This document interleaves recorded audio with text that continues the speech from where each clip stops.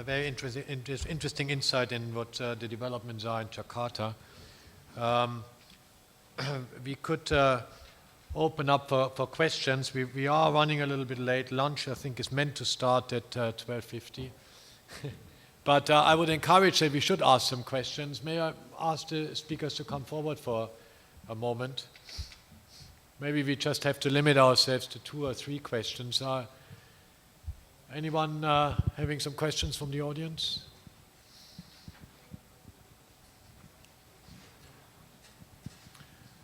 Maybe I would like to ask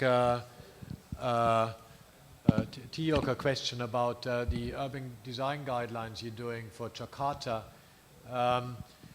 How specific are these guidelines? How do you just specify the uses, or do you specify the open spaces and the height of the buildings and so on? How are these actually formulated, these urban design guidelines? First of all, we look at the original government plan, and then we create the performance-based design by doing a 3D modeling and test the density and test the the population, the future population, the balance, the actual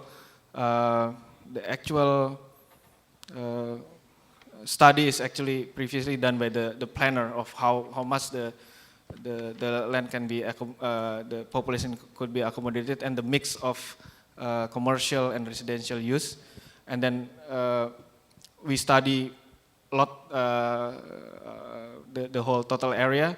Then we provide linkages, things like that. And then after that, we come into 3-dimensional control with the building envelope.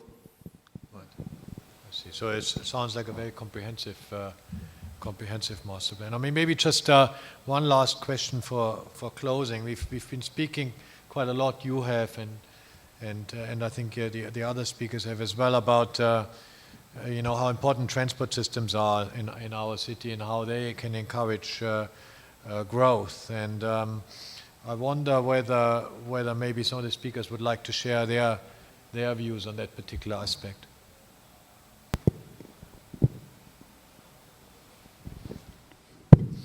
Integrating transport and land use, we as planners and architects, we encourage higher density around transportation hubs. Like for instance, in Metro Manila, when we were designing a high density development, a survey was done and Metro Manilans walk only 400 meters or 5-minute walk. Unfortunately, many of our transit stations have been interspaced 1.2 kilometers apart.